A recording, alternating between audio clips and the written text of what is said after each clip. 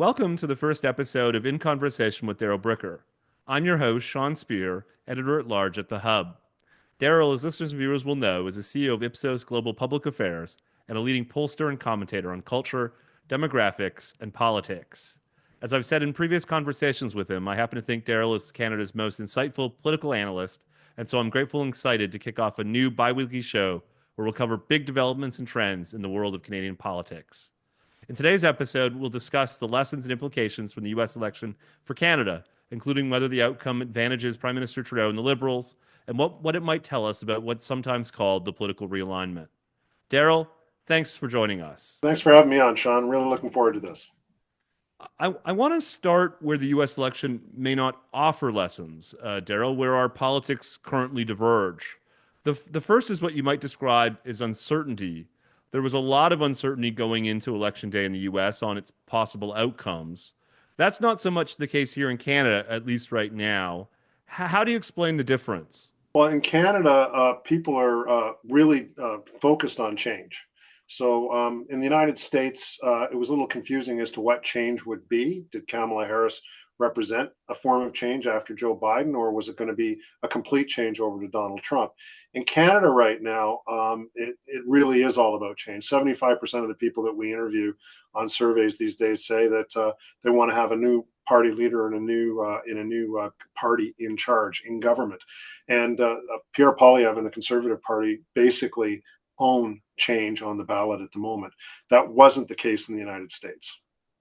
Relatedly, Darrell, U.S. politics seems far more polarized than ours. Is that right? And if so, why do you think that is?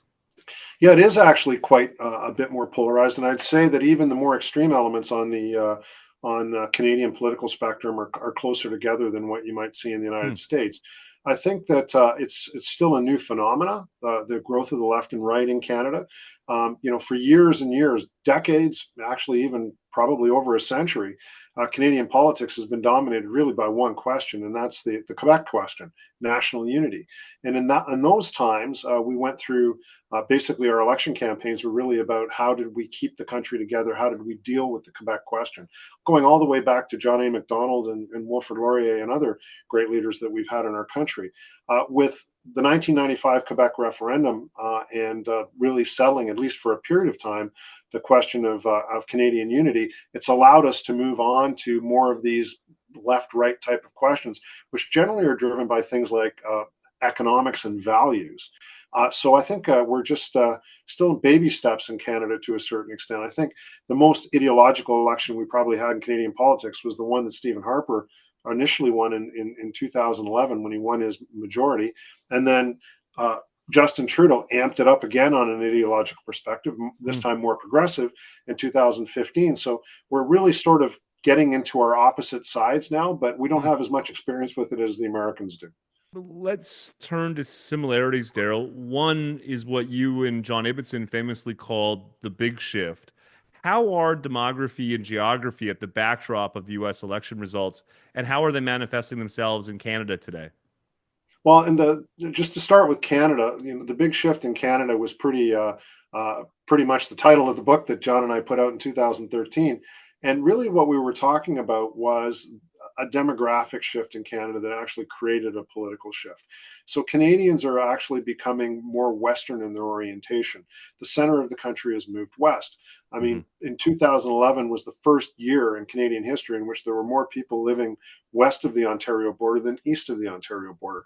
And that gap has continued to grow since then. So what's happened is, in a representation by population system like we have here, is that the West takes on more power because it gets more seats. So there are new equations for winning election campaigns that don't necessarily involve the old Laurentian consensus, Laurentian elite strategy for winning elections, which was sweeping Quebec and getting what you can in Ontario and then picking up whatever else you can in the rest of the country. Stephen Harper won his majority in 2011 with only 5 seats in Quebec. He mostly won in Western Canada, the suburbs of the car commuting big cities, particularly in Ontario. So there's a new methodology for winning elections based on demographic change. We're seeing a similar thing in the United States. We've seen a relative decline of the Northeast in the United States and in the Midwest in terms of the population in the United States. We've seen a real rapid growth in the South and especially in the West. And a lot of that South and West growth is actually driven by immigration. New people moving into the American system, very similar to what we see in Canada, where a lot of the growth in our car commuting suburbs have been driven by immigration. So there's really a big shift going on in the United States. There's also a big shift going on in Canada. It's a great segue, Darrell, to my next question, because it seems to me that immigration is increasingly a hot issue, not merely in the United States, but also in Canada, which is perhaps something one may not have guessed a few years ago. Talk about the public's intensity in Canada on the immigration issue and where opinion currently stands. Well, I was just looking at those data today, so that's a good question, Sean. We now have, after healthcare and inflation, immigration is the most important issue Wow. facing the country today. That's up Wow. 15 points over last year. You never see immigration ranking that high. I mean, the last time was probably around the Roxham Road, and when it was its peak. Hmm. So we're Hmm. back there now, where people are really concerned about immigration. The difference this time around was around Roxham Road. It was about, what is acceptable immigration. It seemed to be something that was out of control in terms of process. Now the conversation is really more about the size of immigration that's taking place in the country. And in fact, very recently we've seen the Liberal government tack back on the number of people who are going to be admitted to Canada. That's the first time we've really had that conversation in the modern era. And the interesting thing about immigration is it's one of those issues, unlike in the United States, where there are very, very dramatic differences between the two major parties, between the Republicans and Democrats on immigration.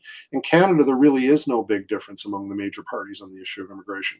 So what's happening, just as we've traveled along on building that left-right continuum, maybe we're starting to build something on the immigration issue in which there are different sides among the political parties. We haven't really seen it yet. Where it's focused on is on the numbers and the competence of managing those numbers, what the numbers should be in the process of becoming a Canadian, going through the process of immigration.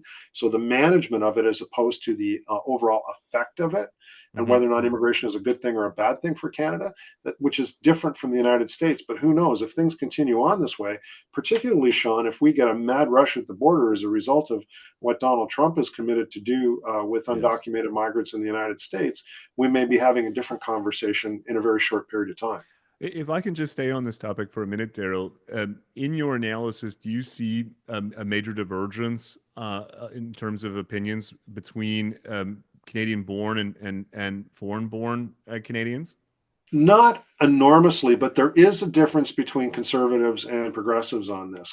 Progressives being a bit more positive about immigration, conservatives being a bit less positive. But there weren't huge degrees, but there is definitely a difference to build on here. Staying on the subject of political advantage, I have to ask about the common view that the U.S. election outcome may be good for Prime Minister Justin Trudeau, in the sense that Canadians may be less inclined to vote for Pierre Poilievre and the Conservatives, if for no other reason as an act of cultural juxtaposition. What do you think about that? No, I think that Canadians can walk and chew gum at the same time. They can watch what's going on south of the border, but they can also make decisions in Canada based on the choices that are put in front of them. I think that there will be a mighty effort by the Liberal Party to do that because they've got to find some way to get back into this game. But Poilievre hasn't presented himself as a Trumpian type of a candidate. The type of presentation that we see in the United States is really unique to those political circumstances there and wouldn't go over really well in Canada, I don't think. And I don't think that we've seen Pierre Poilievre stray into anything that could be other than borderline Trumpian. I don't think that Canadians will look at Donald Trump. I mean, Canadians who would be open to voting for the Conservative Party would look at Donald Trump and say, "Oh, I'm really worried that Pierre Poilievre might be a lesser version of him." By the way, there are voters in Canada who do actually like Donald Trump, and they would disproportionately support the Conservative Party. Yes, So, yes. but I don't think in order to have a winning coalition in Canadian politics right now, the affect of a Donald type Trump presentation, along with the policies that he's been presenting in the United States, would be a winning hand here in Canada. In that vein, Daryl, is there a way to create some distance for the Conservatives between themselves and the Trump-led Republicans? Is that something you'd advise them to be thinking about in the coming weeks and months? No, actually, I wouldn't. I'd say them stick to your game. You're winning by 20. You're winning by 20. I mean, everything else would be just over worrying.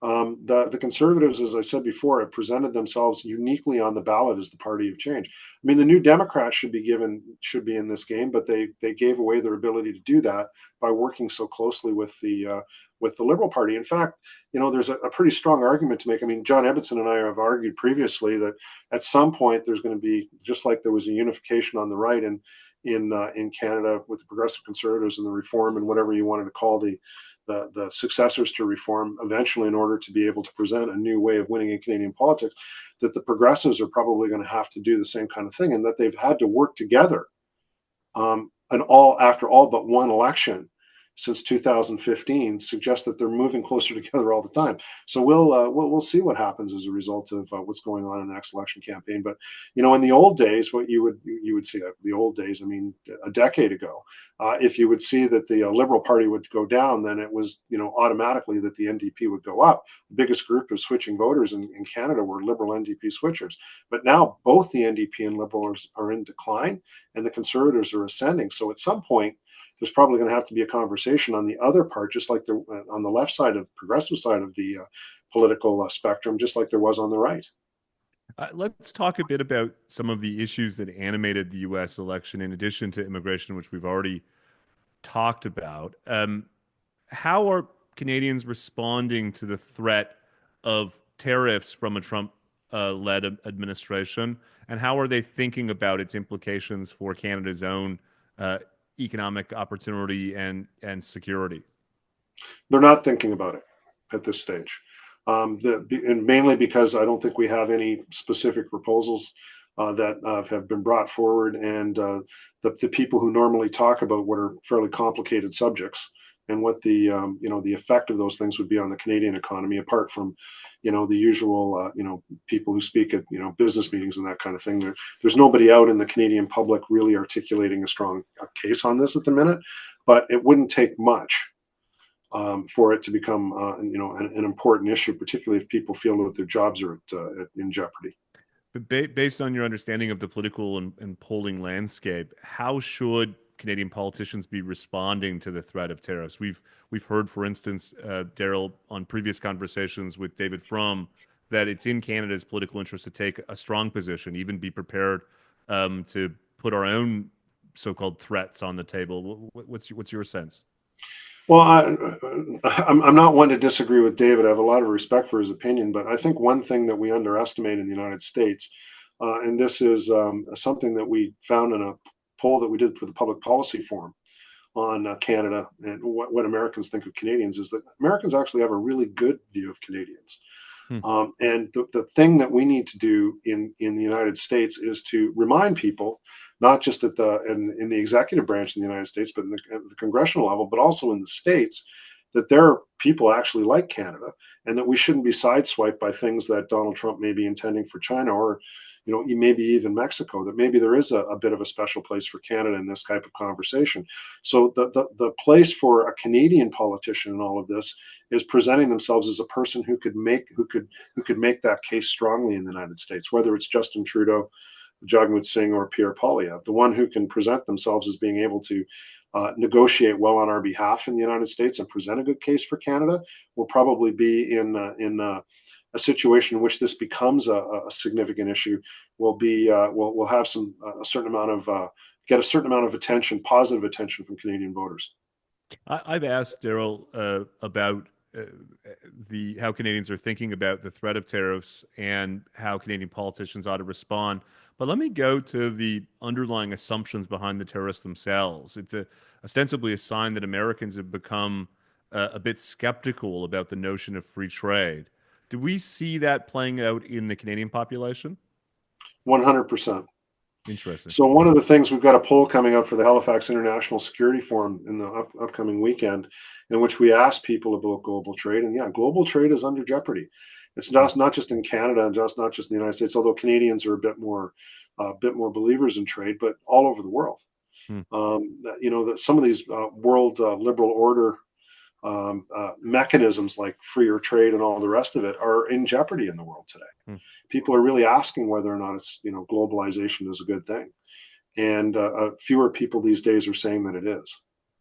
What do you attribute that to? Is it concerns about Chinese import penetration? Is it bigger questions about the flow of people, a subject we've already discussed? Or is it something else that's at the heart of this growing doubt about trade and its broad-based benefits? I think nativist populism is ascendant right now in the world. Hmm. But I should say mostly in the developed world, but we've seen it in the developing world. I mean, look at Argentina. I mean, very similar, and even Mexico to a certain extent. Their new Yes. government. But nativism is a powerful force, and nationalism is a powerful force in world politics today, more than it was a decade ago. Hmm. I want to come back though to my earlier question about a possible distinction between our Canadian-born population and our foreign-born population, because I think there's been an hypothesis that Canada's high level of immigration, in a way, would be an antidote to the rise of those types of developments. Are you suggesting that it's manifesting itself both among a foreign-born population and a Canadian-born one? Well, it's interesting. The foreign-born population in Canada, I think, sees itself as more Canadian sometimes than I think the commentary may suggest. Hmm. So it's like a person who moves to Brampton, just outside of where I'm sitting right now. I'm in the west end of the city of Toronto, and they come from India. I mean, they move into a neighborhood in which they become middle class car commuters, just like everybody else that's living there, Hmm. and they become swing voters. They can vote for the Liberals, or they can vote for the Conservative Party, and they do on a fairly regular basis as we go through various election campaigns at both the federal and provincial level. So identifying them as new Canadians and implying that there are certain sorts of political attachments to that, I think, is probably a mistake.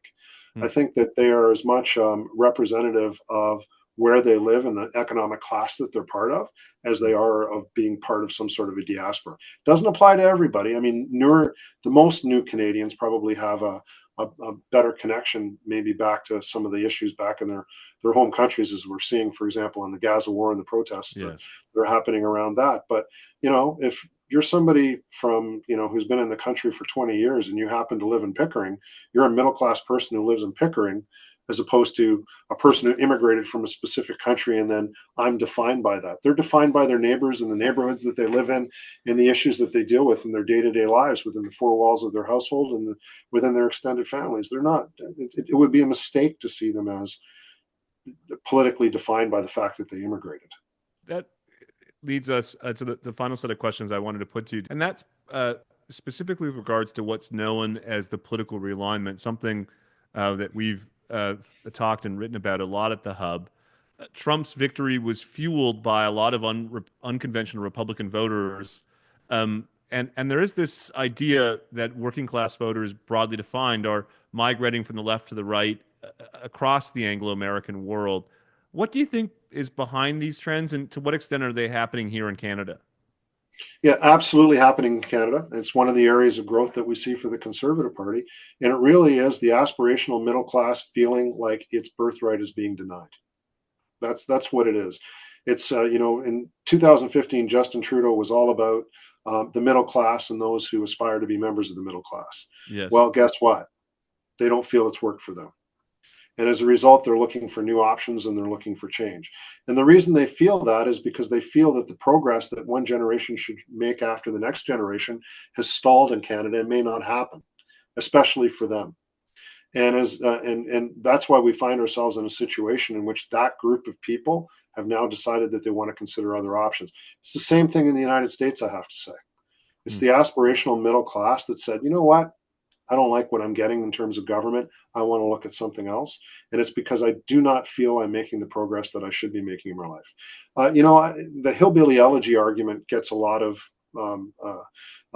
attention. The idea that, you have these manufacturing sector people who've been left out of good, working class jobs, and therefore they upset about trade with China, and they're upset with globalization and the rest of it. There's a certain amount of reality to that, but I also think that that's the comfortable conversation.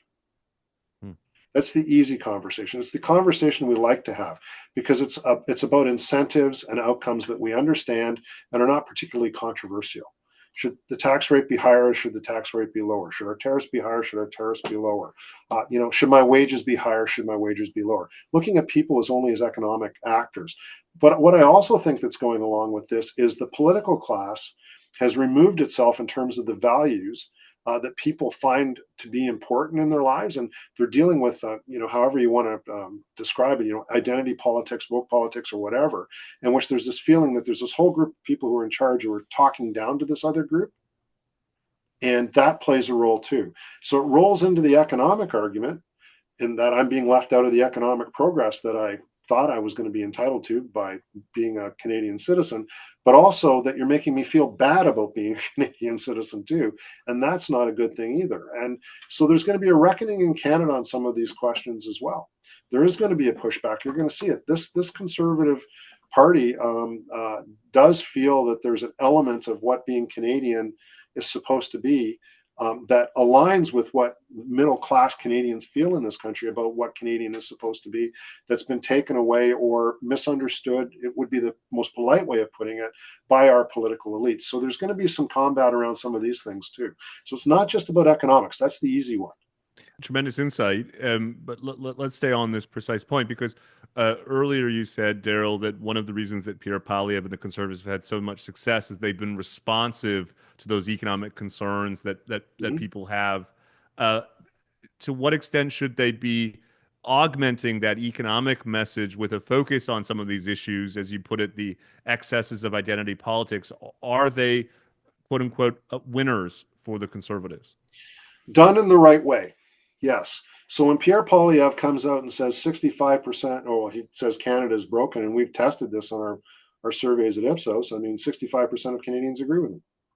Okay, so it's not just economically broken. There's some other things that are broken too. Yes. And part of it aligns with some of these cultural conversations. So done the right way, there's probably some elements of these things that people want to actually see a swing back on, and a little bit more of a little less entitlement for the people who really play in the area of identity politics and make that their calling card. Like Justin Trudeau coming out and talking about people kind and that kind of. It's kind of everybody wants to feel like they're equal to the rest of it, but it seems like there's on the progressive side, there's an obsession with these types of things, and that obsession has made them miss out on what the other issues are that Canadians care about. So it's not just like the economic issues. Okay, so we can deal with the economic stuff and then everything else will be fine. No, there's this other part too that potentially Poilievre could use to positive effect in his political campaigning. I want to wrap up, Darrell, with a question that I've put to a lot of different guests that we've had on the Hub's regular podcast, Hub Dialogues, and that is about how conservatives can reconcile their economic orthodoxy when it comes to markets and limited government and so on, with the interests and perspectives of these new and emerging working class voters. Are there certain issues or policies that can square the circle between conservative orthodoxy and a more working class voter coalition? Yeah, I think that there's a whole series of policy options that look good for people, particularly working class people who aren't part of the public sector. That you could talk about everything in terms of tax reform through to anything that you can do on housing to improve the situation in terms of both production but also the cost. Better aligning the rights of people who are part of the private sector or working class with what exists in the public sector. There's this sense that there used to be a sense in Canada that the trade-off between being a public sector worker and a private sector worker was, you're a private sector worker, you would probably economically benefit more, you'd be maybe more precarious in terms of your employment, but there were certain benefits that went along with that, and there were certain securities but not with a big sort of financial upside if you're a part of the public sector. There's a Yes. belief now, I think, that there's a group of people who are not living by the same economic consequences as the people who are working in the wider economy outside of the public sector. So I think that there's a certain number of things that the government can do, the conservatives can commit to during an election campaign about how they're going to rein some of that in. Some of it has to do with making them work more efficiently, making them more accountable, that kind of thing, but also in terms of trying to better align what's going on in the public sector with what's going on in the private sector would probably be well regarded by people working in the private sector, which, by the way, are those people who are those car commuting suburbanites that the conservatives need to win. Also, the liberals need to win. Tremendous insight there, Darrell, as there's been throughout the first episode of our bi-weekly series. I want to thank you for joining me, and I look forward to catching up in a couple of weeks. Great. Thanks, Sean.